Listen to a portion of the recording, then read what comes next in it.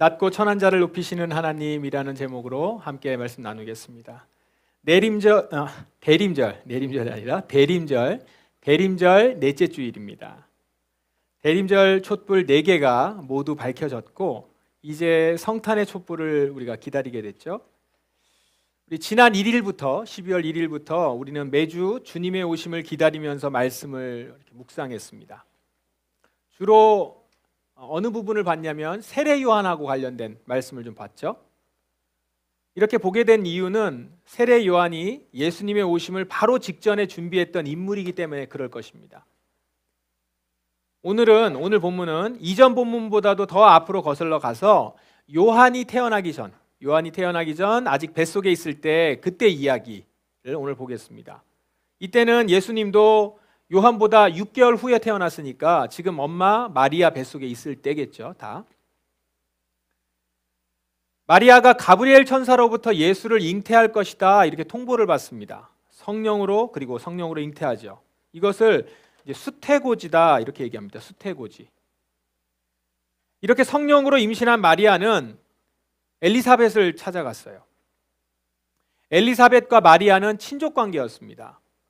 엘리사벳이 지금 나이가 많거든요. 나이가 많으니까 아직 마리아는 10대인 것 같아요. 그러면 10대인 마리아에게는 엘리사벳이 굉장히 의지할 만한 어른이고 친척이겠죠. 그래서 이제 그리로 간 것 같아요. 마리아가 도착했을 때 엘리사벳이 만났을 때 엘리사벳 뱃속에 있는 아기가 뛰어놀았다고 해요. 뱃속 아기가 누구예요? 세례 요한입니다. 그러니까 세례 요한은 뱃속에 있을 때부터 그러니까 마리아 뱃속에 있는 이제 예수님이 있다는 것을 어찌 알았는지 그 뱃속에서부터 이렇게 반응을 한 겁니다. 예수님께 반응한 거죠. 뱃속에 있을 때부터 세례 요한은 예수님께 반응했던 뭐라고 해야 되죠? 이걸 모태 예언자. 모태에서부터 예수님을 예언하는 그런 사람이었습니다. 마리아를 맞이한 이 엘리사벳은 성령으로 충만해져서 이제 이렇게 외칩니다. 당신은 여인들 중에서 가장 복받은 자입니다. 당신의 뱃속에 있는 열매가 복됩니다. 주님께서 말씀하신 것이 이루어질 것을 믿은 자는 복이 있습니다. 엘리사벳은 처녀의 몸으로 수태고지를 받아들인 마리아의 믿음을 칭찬해요. 마리아는 지금 위로를 받고 싶어서 엘리사벳을 찾아간 것이었죠. 딱 그 위로를 받은 거예요. 아니 그거보다도 마리아는 기대 이상으로 큰 위로를 받습니다. 특히 이 표현이요. 주님께서 말씀하신 것이 이루어질 것을 믿은 자는 복이 있습니다. 이 말이 그렇게 위로가 됐을 거예요. 왜요? 이 말은 마리아 자신이 가브리엘 천사에게 했던 말이에요. 주님의 여종이오니 말씀대로 내게 이루어질 것입니다. 이렇게 고백을 하면서 자신이 이제 예수를 임신할 거라고 하는 얘기를 들은 거를 받아들였거든요. 그러니까 지금 이 고백은 천사만이 알고 있을 고백이에요. 그런데 그거를 지금 엘리사벳이 그대로 얘기해 주면서 그런 자는 복이 있습니다. 이렇게 얘기하는 거예요. 그러니까 이 얼마나 마리아는 위로가 되고 힘이 되었겠어요.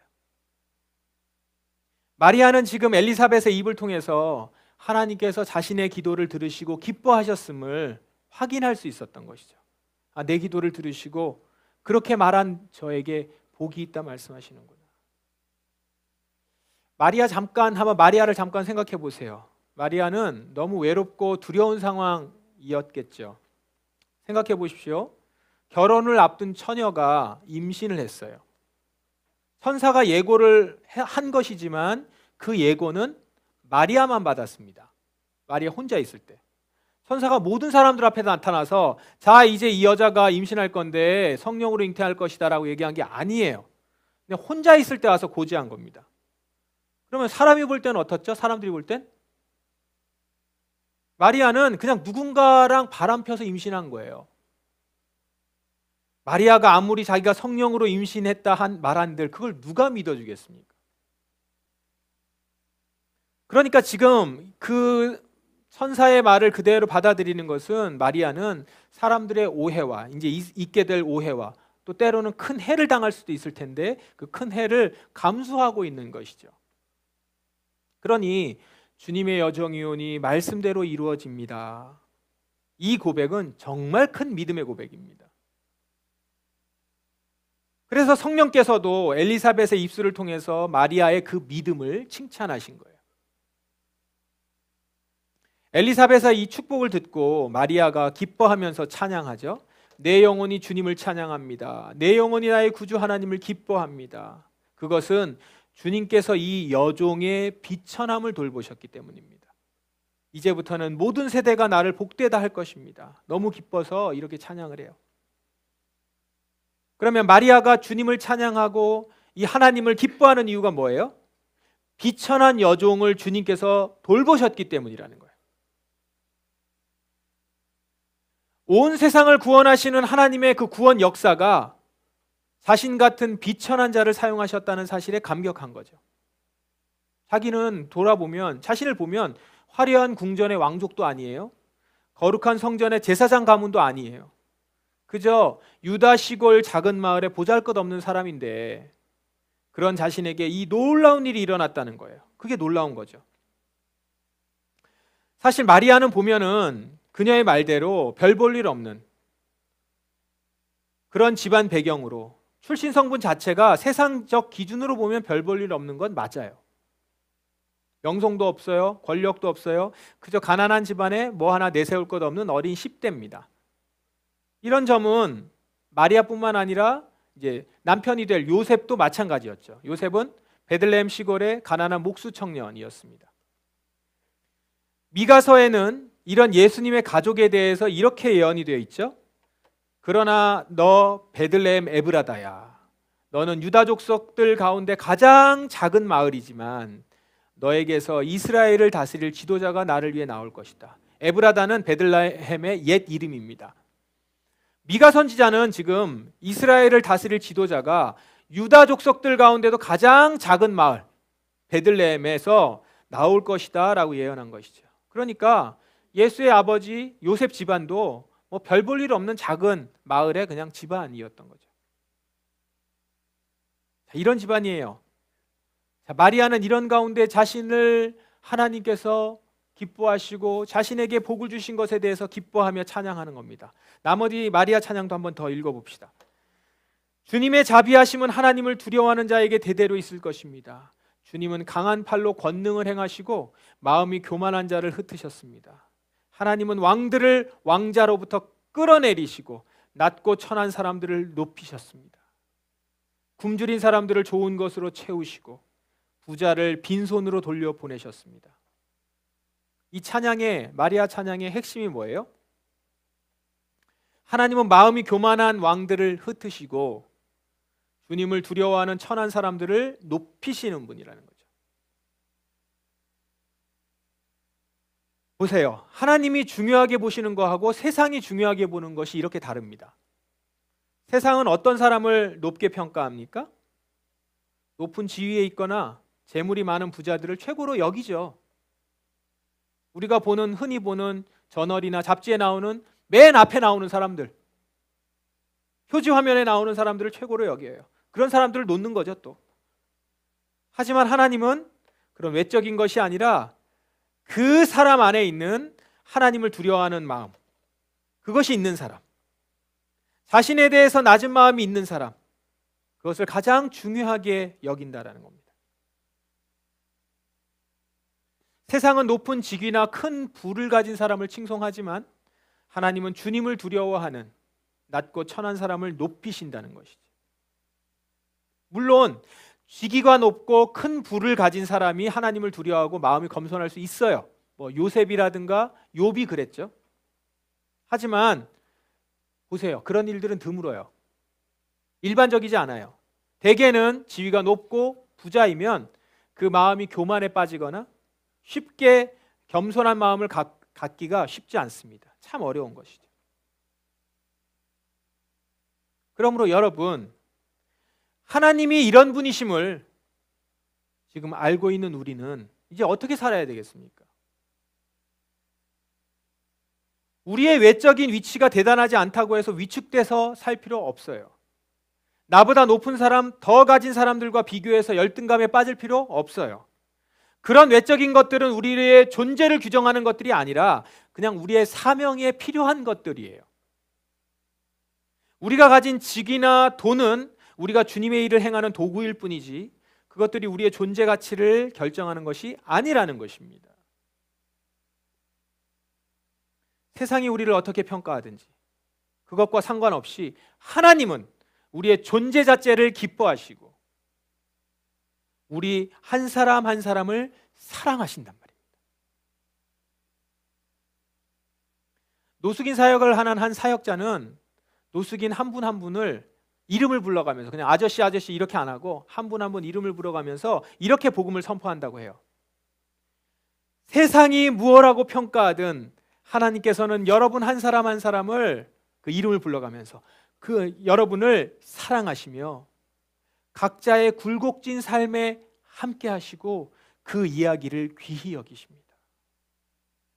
각자의 굴곡진 삶에 함께 하시고 그 이야기를 귀히 여기십니다. 이게 복음이죠. 이 복음을 전한다는 거예요. 그런데 이 복음은 노숙인뿐 아니라 우리 모두에게도 주신 복음이 아닙니까? 이것이 우리 아버지 하나님이 여러분에게, 우리에게 하시는 말씀 아닙니까? 여러분 한 사람 한 사람의 삶에, 그 굴곡진 삶에 함께 하시고 여러분의 이야기를 귀히 여기신다고요. 세상이 무엇라고 평가하든지. 그러므로 여러분, 우리가 그 무엇보다도 몰두해야 되는 것은 바로 우리 안에 하나님을 두려워하는 마음을 갖는 것이고요. 또 나 자신을 낮은 데에 두는 것입니다.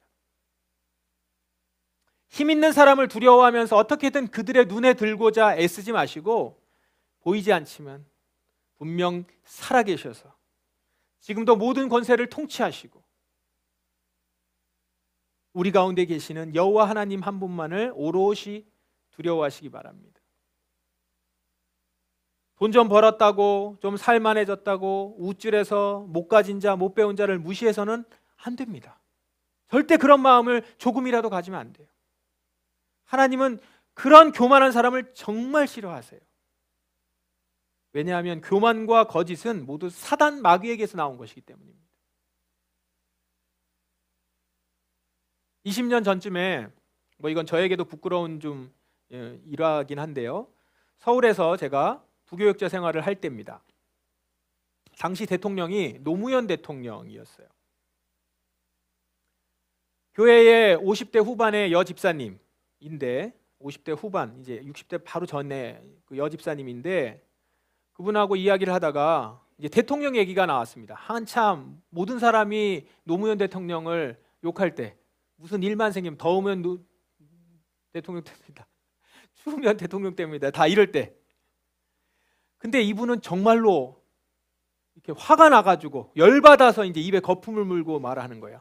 자기는 노무현을 대통령으로 인정할 수 없대. 여러 이유가 있는데 그중 가장 큰 이유는 영부인 때문에 그렇대요. 영부인이 왜요? 영부인이 여상 출신이라서. 상고 출신이라서.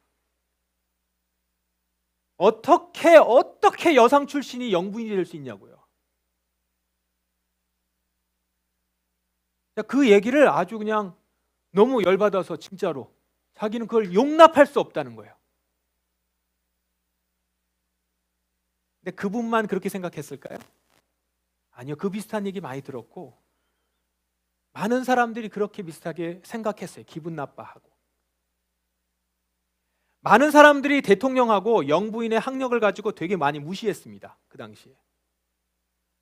당시 노무현 대통령의 직무 능력과는 상관없이 그의 출신 배경으로 기득권 측으로부터 멸시와 미움을 받았던 것이 사실이잖아요.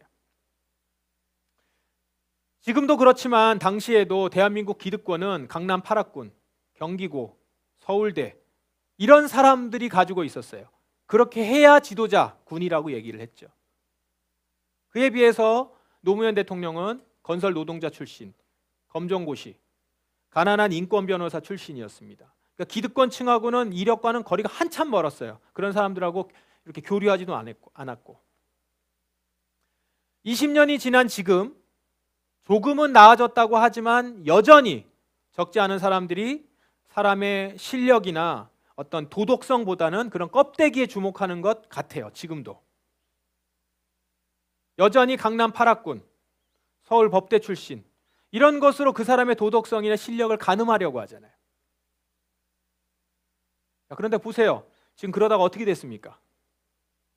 껍데기만 번지르르한 자들을 국가 지도자로 뽑았다가 지도자 군으로 세웠다가 온 나라가 지금 위기에 처하고 경제는 10년 이상 퇴보한 상태가 그런 상태에 이르고 말았지 않습니까? 여러분, 이제 우리 정말 돌이켜야 합니다. 교회는 다니지만 여전히 세상적 가치관으로 사람을 바라보고 평가해 왔던 우리들, 이제는 완전히 하나님의 관점으로 바꾸셔야 돼요. 이게 단번에 되지는 않겠죠. 살아온 환경이 있고 들어온 내용들이 있고 우리 안에 깊이 뿌리 박힌 세상의 관점이 있기 때문에, 그러나 이것을 하나하나 부지런히 제거해 가야 돼요. 의도적으로 쳐내야 되고. 그래서 이제 더 이상 겉으로 드러나는 외적인 조건에 속지 말고 그 내면의 본질을 보는 눈을 가져야 되겠습니다. 본질을 보는 눈은 어떻게 키웁니까? 본질을 꿰뚫어 보는 눈은 하나님을 두려워하고 낮은 마음을 가질 때 자연스럽게 생깁니다. 그러므로 여러분, 먼저 하나님을 가장 두려워하십시오. 여러분은 무엇이 가장 두렵습니까? 가난해지는 겁니까? 죽는 겁니까? 경쟁에서 낙오되는 거예요? 소중한 사람을 잃어버리는 겁니까? 그것들보다 하나님 한 분을 가장 두려워하십시오. 그러면 여러분 안에 진리와 비진리, 정의와 불의, 본질과 껍데기 구별하여 볼 수 있을 겁니다. 또한 자신에 대해서 낮고 겸손한 마음을 가지세요. 나의 연약함과 죄성을 직시하고 인정해요. 그리고 나 자신에 대해서 높은 마음을 갖지 않는 거죠. 나는 원래 이렇게 높은 사람인데 자꾸 이러면서 인정받고자 하는, 그거 말고 나의 연약함을 직시하고 죄성을 직시하세요. 현재 지금 내가 누리고 있는 것들도 나의 힘으로, 내가 잘나서, 나의 스스로, 내가 잘 선택해서 그런 것이 아님을, 그거 아니잖아요. 그걸 아님을 깨닫고 우리 전능하신 주님 앞에 좀 겸손하기 바랍니다. 이거는 단지 나에게만 그렇게 생각하는 것이 아니라 이 세상을 바라보고 다른 사람을 바라보면서 그렇게 생각하는 거예요. 그렇게 생각해야 되는 거예요. 그러면 우리가 생각을 달리하고 세상을 달리 볼 수 있는 것이죠. 과도한 노동으로 지금 목숨을 잃어가고 있는 사람들 소식을 들어요. 그걸 들으면서 그러게 진작 열심히 좀 공부하지. 그때 열심히 공부 안 하고 노력 안 했으니까 지금 그런 노동이나 하다가 어려움 당하는 거 아니야. 이런 말, 이런 생각, 이런 말들의 동조, 이거 하지 말아야 된다는 거죠. 지금 우리나라는 신자유주의 경제 체제 아래 있습니다. 신자유주의 경제 체제는 자본주의의 왜곡된 형태예요. 자본주의가 아닙니다. 그건 자본주의의 왜곡된 형태죠. 자본주의라고 얘기하겠지만, 이 신자유주의 경제 체제는 승자는 모든 것을 다 갖고 패자는 모든 것을 다 잃어버리는 시스템이에요. 결국에 가면 그냥 단지 승자가 조금 더 갖고 패자가 덜 갖고 그런 구조가 아니에요. 그러니까 패자는 결국 기본 생계도 해결이 안 되는 그런 구조로 가는 것이죠. 그렇게 되는 것이죠. 따라서 신자유주의 경제 체제는 결코 하나님이 기뻐하시지 않습니다. 여러분, 누군가가 지금 번듯한 직장에 들어가지 못한다고 해서 먹고 살려면 자기 목숨까지 내놔야 한다는 것이 이게 정상이에요? 이것이 하나님 나라에 어울리는 모습입니까? 그게 아니잖아요. 절대 아닙니다. 이런 일이 일어나고 있는 것은 그 사회 제도, 시스템의 문제인 것이지 개인의 문제가 아니에요. 개인이 노력을 안 해서, 덜 떨어져서, 공부 안 해서, 그게 아니라고요. 그렇기 때문에 승자 독식을 표방하고 있는 이 신자유주의 경제체제, 이게 교회가 지지할 수 없어요. 교회가 신자유주의 경제체제를 열심히 구현하고 있는 정치인, 정당 지지할 수 있겠습니까? 그럴 수 없다고요. 신자유주의 경제체제는 이미 경제학계에서도, 세계 경제학계에서도 지속 가능하지 않기 때문에 수정되어야 될 경제체제로 이미 판명이 났어요. 신학적으로도요, 신자유주의 경제체제는 이미 반기독교적인 시스템이라고 규정했습니다. 왜냐하면 이 심각한 양극화, 그리고 환경 파괴, 이런 문제들을 계속 야기하기 때문이죠. 이 시스템을 갖는 한. 그래서 우리 교회는 말씀을 알고 있고 하나님의 뜻을 따라서 가다 보면 우리 교회는 이 신자유주의 경제체제가 가진 이 반성경적인 가치를 지지할 수 없는 거예요. 그래서 이것을 짚어서 비판하는 것입니다. 그저 여러분 특정 정당을 지지하거나 혹은 비판하는 차원에서 이 문제를 다루는 게 아니에요.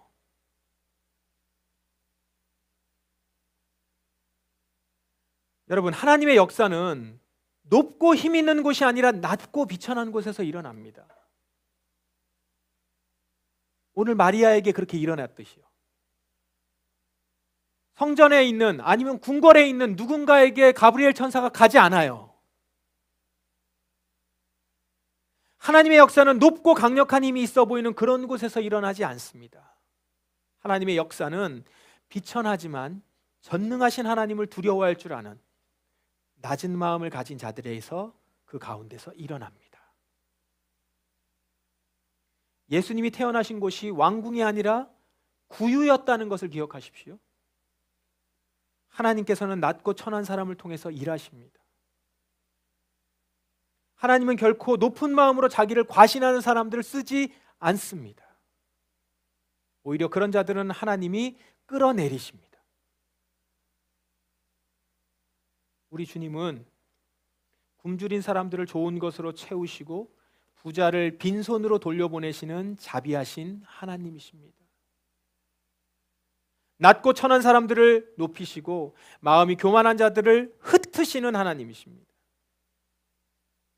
그러므로 여러분, 우리의 외적인 조건을 높이려고 모든 에너지를 쓰지 마시고 지금 우리가 있는 자리에서 하나님이 일하실 수 있는 사람이 되도록 하십시다. 그럴 때 여러분, 하나님은 여러분을 높이실 것입니다. 그리고 그런 여러분을 통해서 하나님은 놀라운 역사를 만들어 가실 것입니다. 여러분 모두 이 낮고 겸손한 마음으로 주님을 두려워하여 주님께서 높여주시는 그런 영광스러운 삶을 살아가시기를 축원합니다.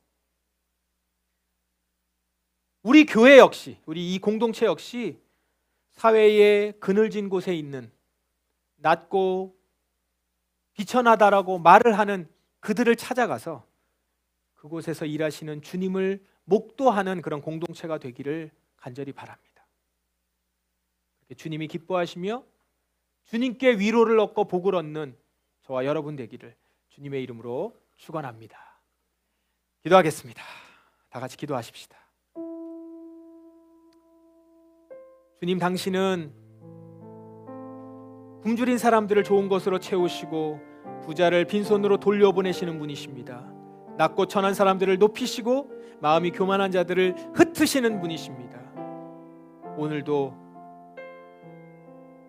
낮고 비천한 곳에 오셔서 하나님을 두려워하고 그 낮은 마음을 갖고 있는 자들을 향하여서 너는 나의 구원의 역사를 이룰 자다 말씀하시는 하나님, 오늘 저도 주 앞에서 당신을 두려워하며 낮은 마음을 갖고 주님의 일하심을 잠잠히 기다리는 자가 되기를 원합니다.